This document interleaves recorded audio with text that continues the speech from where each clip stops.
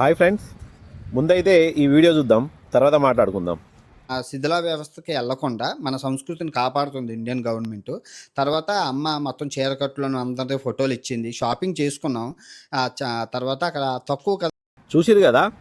అయితే నా అన్వేషణ అన్వేష్ లేస్తే నోరు తెరిస్తే బూతులే. చూసిరు కదా, అన్వేష్ వల్ల అమ్మ నాన్న ఎంత సాంప్రదాయంగా, ఎంత మంచి దంపతుల్లాగా, ఎంత బాగున్నారో వాళ్ళు. వాళ్ళ కడుపున చెడబుట్టినవు నువ్వు అనేసి నేను అనుకుంటాను. ఎందుకంటే నోరు తెరిస్తే బూతులేనా?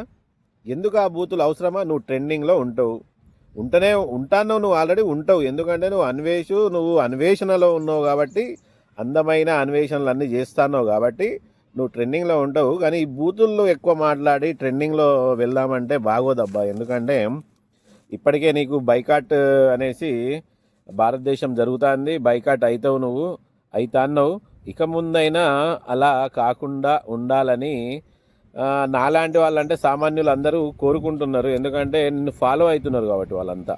ఇదైనా చూసి నువ్వు మారబ్బా. ఎందుకంటే అంత మంచి ఆదర్శ దంపతుల కడుపున పుట్టిన నువ్వు అలాంటి బూతులు మాట్లాడడం మాత్రం గలీజుగా ఉన్నది. ఇంకో విషయం ఏంటంటే, అమ్మగారితో వాళ్ళందరూ ఫోటోలు దిగుతారు. ఎందుకు దిగుతారు? ఆ కట్టుబొట్టు, ఆ విధానం చాలా సాంప్రదాయకరంగా ఉంది కాబట్టే తనతోని ఫోటోలు దిగుతారు అనేసి నువ్వే అంటున్నావు. అలా ఉండాలనేసి ఇంకొక వేరే స్త్రీలను, వేరే అమ్మాయిలను కూడా అనబ్బా. నువ్వు వాళ్ళని అనకుండా ఇంట్లో మాత్రం బాగుండాలి, పక్కోళ్ళు మాత్రం చెడిపోవాలి. అదేనా ఇక నువ్వు చెప్పేది? ఎక్కడ ఏ డ్రెస్ వేసుకోవాలో ఆ డ్రెస్ వేసుకొని బయటికి వెళ్తేనే చాలా చూడ్డానికి పద్ధతిగా ఉంటుంది.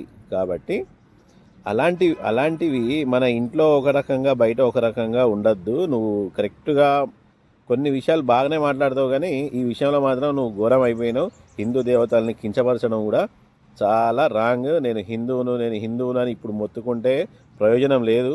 ఎందుకంటే నువ్వు అనేసినావు, అయిపోయింది. ఓకే.